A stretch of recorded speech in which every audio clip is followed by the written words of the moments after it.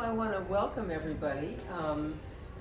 Today I'm Cindy Peters. I'm chapter chair of the St. Louis chapter of the Explorers Club. And we have a very exciting speaker tonight. We are so fortunate that he made some time in his schedule, which we have a surprise visit. So thank you, Peter. But I'm going to let Lotzi Holton, who is a very close personal friend of Peter's, introduce himself. Thank you, Peter. We're so happy that you're here. About 20-something years ago, Peter and partner here, Greg Marinac, came to St. Louis having read about Charles Lindbergh and the Orteig Prize, $25,000 to cross the Atlantic Ocean. So these brilliant guys said, well, let's do 10 million to go into space. So they started the X Prize. I've got my very original X Prize pin here. And we went around St. Louis. Many of these here are original investors and supporters. And we ended up going to the Mojave Desert, watching Burt Rutan and the races and the rockets in the Mojave Desert. And Peter, in a nutshell, ended up staying in California, meeting with Ansari X Prize. Has started a university in Silicon Valley, Singularity. That. Now he's working with Elon Musk for a $100 million carbon X Prize. He has been one of the top 50 world leaders and our friend, and we are so thankful that you're back in St. Louis. He travels at Mach speed, but he's here with us tonight. Thank you. So, good evening. Let me just take a second to recount the lore, because I think it's worthwhile, and tell you a little bit about how the X Prize got to where it is today, in the early days and where it's going. So back in 1983, I met this gentleman back here, Greg Marinac, my brother from another mother. Greg accomplished pilot, researcher, writer, faculty, lawyer, of many trades. And I was in medical school, and I was working on my pilot's license, and to incentivize me to finish my pilot's license, Greg sent me a copy of Charles Lindbergh's biography, printed in 1954. It was a Pulitzer Prize winning, and it recounted Lindbergh's flight from New York to Paris. And when I read this book, it did incentivize me to finish my pilot's license, but it recounted a story I never knew. I thought that Lindbergh flew from Roosevelt Field to Le Bourget on a whim. I thought he just woke up one day, decided to fly east. But it turns out that there was a $25,000 prize offered by a French hotelier who was living in New York, Raymond Orteig, born in the Pyrenees Mountains, came to America penniless, worked his way up as a hotel busboy, then a hotel manager, then a hotel owner, and eventually, after World War I, he had enough wealth where he said, listen, I want to give a present to my birthplace of France and my new home of New York, and offered up a $25,000 prize for the first person to fly between those two locations. It was 1919 when he did that. That's about $5 million, $6 million today. And people laughed at him, said that's crazy, cannot be done. And that $25,000 prize ended up inspiring 9 different teams who spent cumulatively $400,000 to try and win that $25,000 prize. And as I read the book, I said, wow, that's incredible. You don't pay any of the losers, and 4 of those 9 teams perished in their efforts to make the flight. You only pay the winner, which was Lindbergh, who was the most unlikely person on the planet to pull it off. He'd only been flying for 2 years. He didn't have the experience of Admiral Byrd, who had flown to the North Pole. But when Lindbergh made it, he bought his plane in San Diego from Ryan Aircraft, flew it here to St. Louis, from St. Louis to New York, from New York to Paris. He made world headlines. And as Greg likes to say, within 18 months of Lindbergh's flight, the number of airplanes on the planet quadrupled, the number of pilots tripled, and it launched today's multi-$100 million airline industry. So it was incredibly, this moment in time, right? This sort of like, this breaking of the 4-minute mile opened up aviation. Greg and I share the same affliction of being space cadets, nurtured by the Apollo program and that scientific documentary called Star Trek. Okay, I'll pause there for a second, at least for a giggle. And wanted to open up space. This was one company I had a chance to co-found with Byron Lichtenberg and Ray Cronise, which flies zero gravity flights. Anyway, long story short, at the end of reading that book, in the margin, I wrote down the word X Prize. And I came up with the idea of how about a prize for the first privately funded spaceships that could take 3 adults up to 100 kilometers, land, and do the trip again within 2 weeks. So I became enamored with the idea. The first person I called was Greg. Then I called a few other colleagues together and got feedback.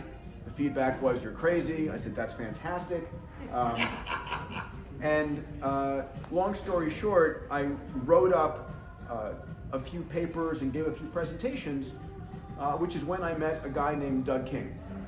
And Doug had just been hired to head the St. Louis Science Center.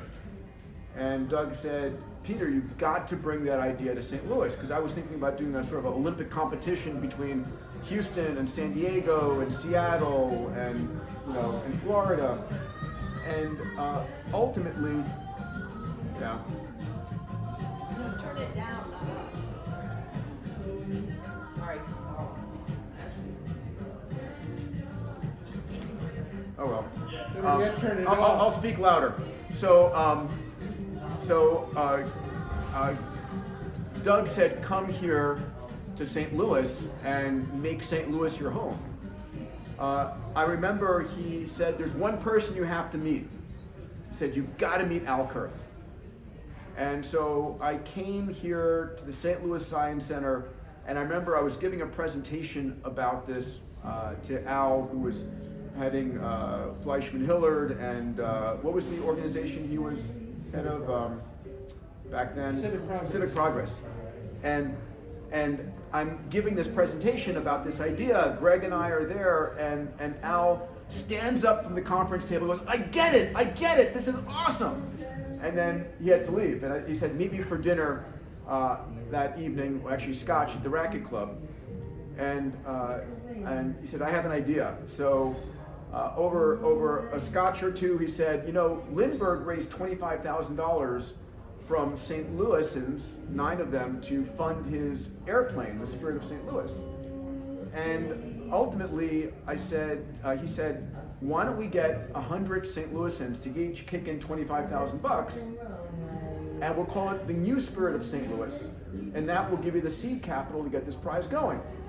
So I said, "Awesome." I bought a house in the Central West End, and one of the very first individuals I met here was Dick Fleming, and then we came up with this idea of holding an event I remember it was March the 4th, and we invited people from around St. Louis to hear this idea of the New Spirit of St. Louis. We pitched this notion, and we set up the same table that Lindbergh had met with all of the people backing his prize, his airplane.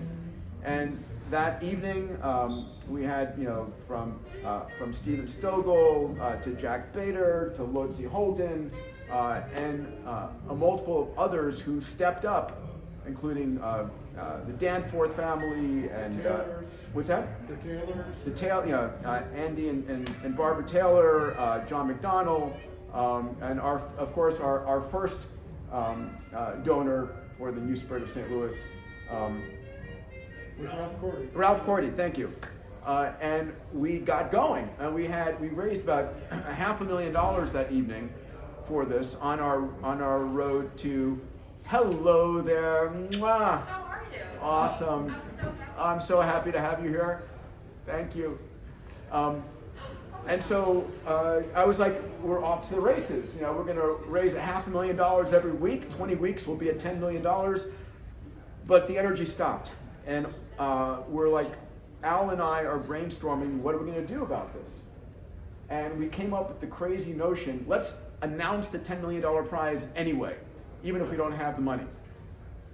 And so we ended up spending the $500,000 we raised on throwing this epic event under the arch in St. Louis, where, you remember this all very well, in which we had on stage with us, not one astronaut, but 20 astronauts, including Buzz Aldrin.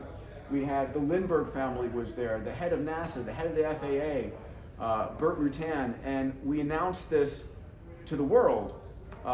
You know, we had probably 50 TV cameras announcing this $10 million spaceflight prize here in St. Louis, the birthplace of aviation, is going to be the birthplace of spaceflight. And it was front page news around the world. No one asked, do you have any money for the purse? Which we did not. Do you have any teams? Which we did not. But little by little, we got there. Greg and I were just remembering the 150 pitches we made. We pitched, you know, to Enterprise Rent-A-Car and Boeing and Bill Merritt's was the first we pitched, and you know, like, let's call it the Merritt's X Prize or the Enterprise X Prize or whatever it might be. 5 years later, we still didn't have the money, but I had teams competing, $25K a pop. By the way, I still remember when we got someone to join the Youth Spirit of St. Louis for $25K, we'd have like, it would be like this biggest party on the planet for us. We'd go to IHOP and celebrate.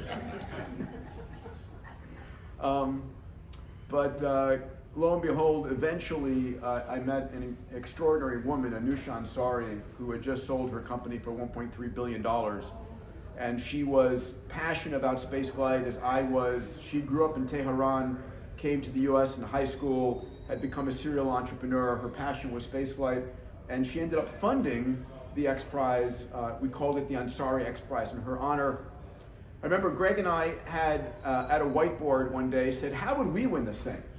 And we came up with all these different approaches for how someone might build a spaceship to carry 3 adults into space. You know, a regular rocket up and down, maybe a balloon first stage, a helicopter first stage, launched out of the water, you know, landing in the water, towed behind an airplane, below an airplane, above an airplane. And lo and behold, every possible approach that we thought of in which an individual could design a spaceship to go on a suborbital hop was actually attempted or was registered for this competition. So it's sort of like Darwinian evolution for spaceship design. And that was in the early 2000s. In 2004, on September 29th, and then again on October the 4th, Burt Rutan, backed by Paul Allen, had built Spaceship One and made those 2 flights within 5 days, claiming the prize. It was an extraordinary, again, you know, news heard around the world. And if you had asked me back then, or asked Greg or any of us, how long do you think it will take to commercialize this technology? I would have put everything I owned on the table and say, well, within 5 years, 7 at the outmost. Little did I expect it would take 17 years for Spaceship Two to become operational and for Blue Origin, Jeff Bezos' company, to begin flying. But it's super nice to know that, you know, the 2 wealthiest Americans are both building rockets to go to space. With, you know, Elon Musk with SpaceX and Jeff Bezos with Blue Origin. And it's been an extraordinary journey. What I can say is that the funds brought to this by the sort of Youth Spirit of St. Louis and the backing that we got really accelerated the timeline significantly. The original, the X Prize mission was to demonstrate to the world that this wasn't just for governments, that private individuals could do this, to bring new capital sources, to change the regulations. Because before we ran this competition, the rules did not exist to fly humans privately, or to have all the rockets back then were one way, they didn't come back down. And so we worked with the FAA to change the rules and regulations. We brought new capital to the markets. We created a global competition, and we're very proud of the legacy that St. Louis has given us. Spaceship One carried one of the Explorer flags in its cargo to go up to space, and it's part of the beginning, of human exploration of the great frontier. We're on the precipice of the human race becoming a multi-planet species, right? We are, whatever we evolve to 100,000 years from now, or 1,000 years from now, or 200 years from now, we're gonna look back at these next couple of decades as the moment in time where we moved off the planet into the cosmos. We'll go to the moon. We'll be there with Starship in the next 3 years. This is one of the advanced rockets that SpaceX is building. Elon is heads down committed to getting to Mars. Bezos wants to go to the moon and then set up O'Neill colonies in orbit, in a similar Earth orbit. But everything we've ever held of value on Earth, metals, minerals, energy, real estate, are in near infinite quantities in space. And so the drivers to get us there are most definitely there. And I think we're seeing right now, I had 4 friends of mine launch on the Inspiration 4 mission back 10 days ago or so, right? A first all-private crewed mission, privately funded, and that just got an incredible amount of global attention, right? So we're just on the verge of real business and real private exploration of the cosmos. So I'll wrap it there and open for questions. Yes? Yes. Great. About 20 minutes, please. I'd love to hear about the carbon price. Sure. So on January the 7th, when Elon became the wealthiest American, he was getting a lot of criticism for not being very philanthropic. And so I literally dialed him up and said he had funded a $15 million global learning prize to teach kids in Africa reading, writing, and arithmetic fully autonomously on Android tablets. It was a great result. A $15 million prize drove about $300 million in development and new approaches. And I said, why don't we do our next X Prize together? He said, what do you got in mind? I said, let's do something that's in line with your vision of pulling CO2 out of the atmosphere at gigaton levels. And much to his credit, he basically said, let's do it. And 30 days later, we were under contract with this foundation. So it's $100 million of prize money. And there's part of it that's going to university students with ideas, on sort of the ideas competition. The majority of it is asking teams to demonstrate.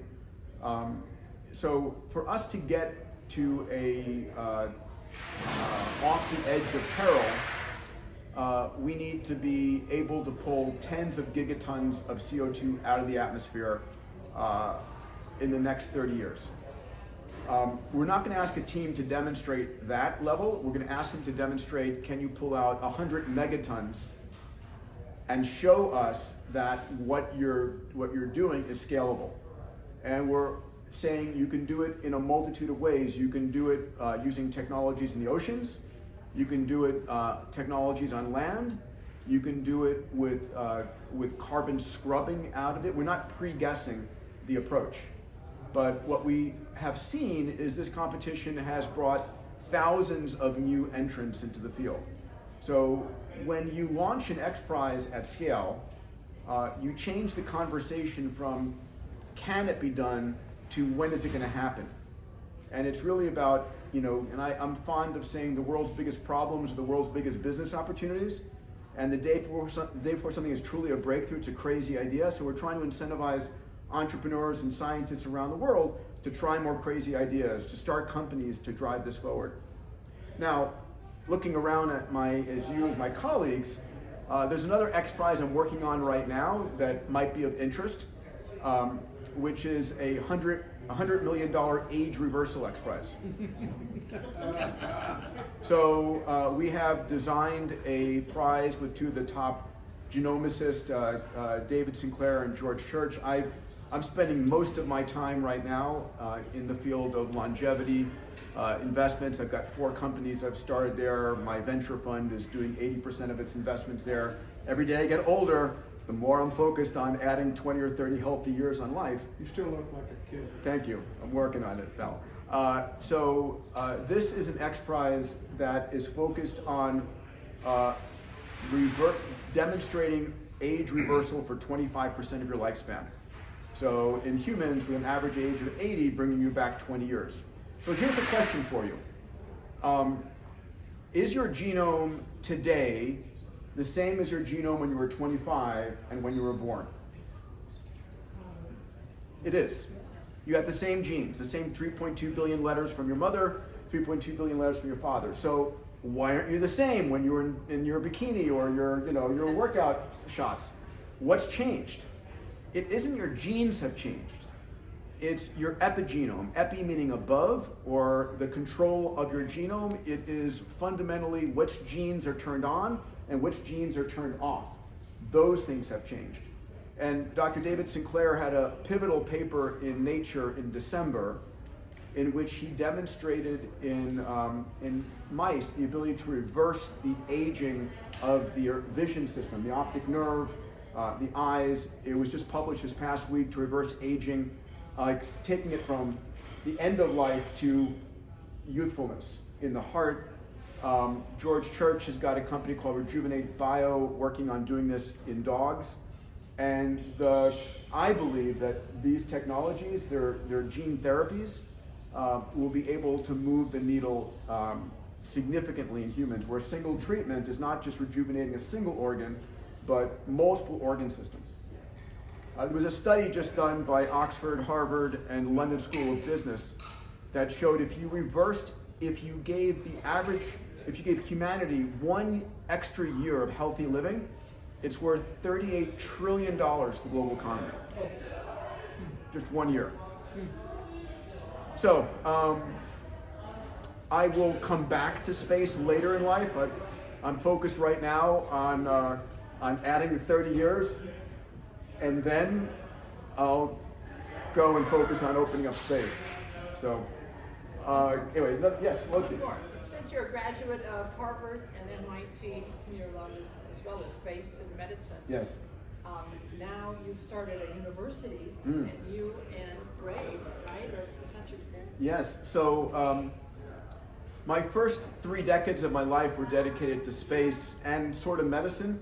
My dad was a physician, OBGYN, my mom should have been, and it was always expected. My parents both immigrated from Greece that I'd become a physician.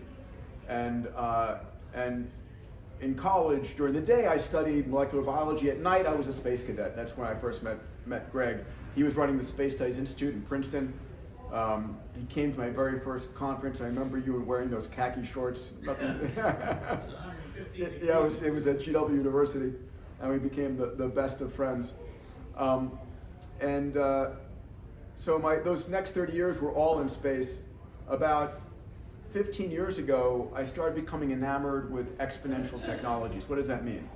So as computation is growing exponentially, where it's doubling, right? We're linear thinkers, 1, 2, 3, 4, 5, and 30 linear steps on the back wall over there.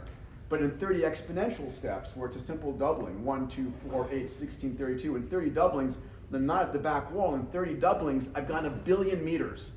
Put differently, I've gone around the planet 26 times. It's different between linear thinking and exponential thinking. And I became enamored with exponential technologies, computation, quantum computing, sensors, networks, AI, robotics, 3D printing. I'm almost done. VR, AR, blockchain. And the notion being that these technologies are going to change the world. And there was no place you could go to get an overview of all those technologies. And ultimately, I created a university called Singularity University with Ray Kurzweil. It's based in Silicon Valley. And we teach a lot of the world's leaders and top CEOs how to think about this exponential future that we have coming our way. Take it. It was a pitcher for the Dodgers and a Operation Save Baseball. Oh. That's the short version. Okay. Please, Gig. Is there precious metals on the moon to the point that it's worth a financial gain for people? A great question to end on. Thank you for that. So I want you to think about the moon and think about asteroids. So we know what's on the moon. And the most precious thing on the moon isn't precious metals, it's water. Why? Well, first and foremost, water is made up of hydrogen and oxygen, which when burned in like the space shuttle main engine, has the highest impulse, the highest energy. But every single milliliter, every single ounce, every single gallon, liter, whatever you want, of fuel ever used in space has come from the Earth's surface. So we've had to carry it from the Earth up to orbit and then use it in orbit to go someplace. And the cost traditionally has been $20,000 per pound, call it. And so water, which is important for humans to drink, it's the best radiation shielding. All of these things Greg taught me. And it is what you can break down to hydrogen and oxygen for fuel is found in the poles of the moon. Right.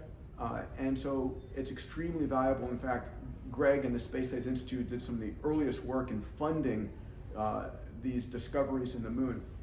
Now, I'm a bigger fan of asteroids because they are ownable.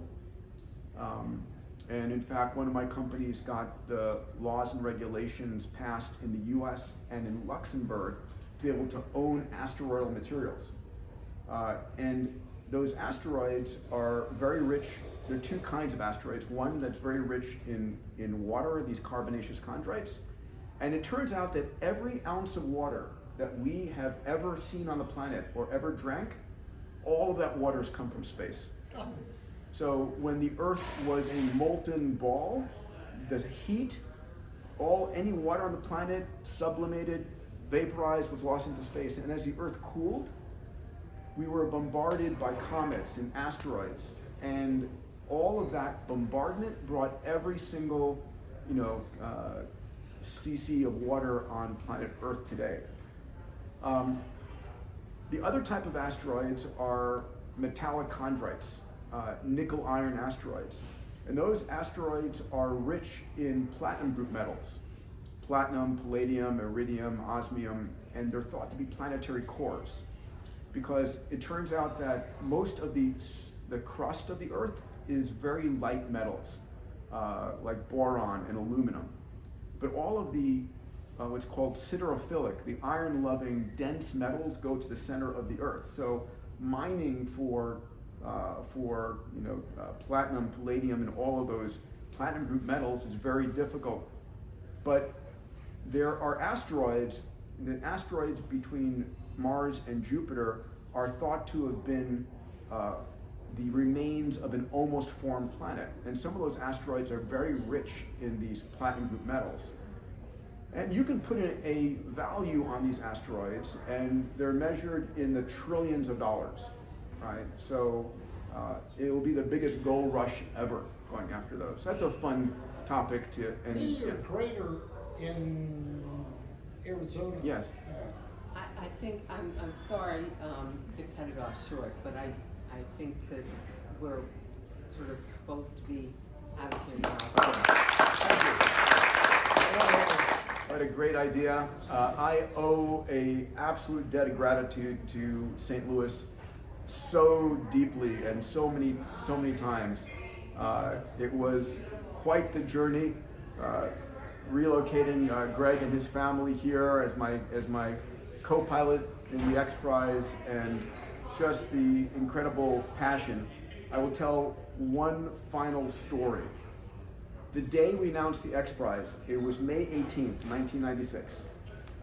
It was incredible. Front page around the world, except there was one positive stories all around the world, except for one story. And there was a guy by the name of Bill McClellan. And who you guys remember? I don't know if anybody else remember Bill McClellan? He's still around. Still around? Okay, fantastic. Please give him my very best. So Bill McClellan writes an article, and it's the only negative piece we've had out of thousands and thousands of He articles. said only in St. Louis, a city that built a monument to the folks that left it, would they fall for this. Yes. And so I was decimated. I was like, my heart and soul was hurt. And Al Kurth says, Peter, go buy him a beer and talk to him.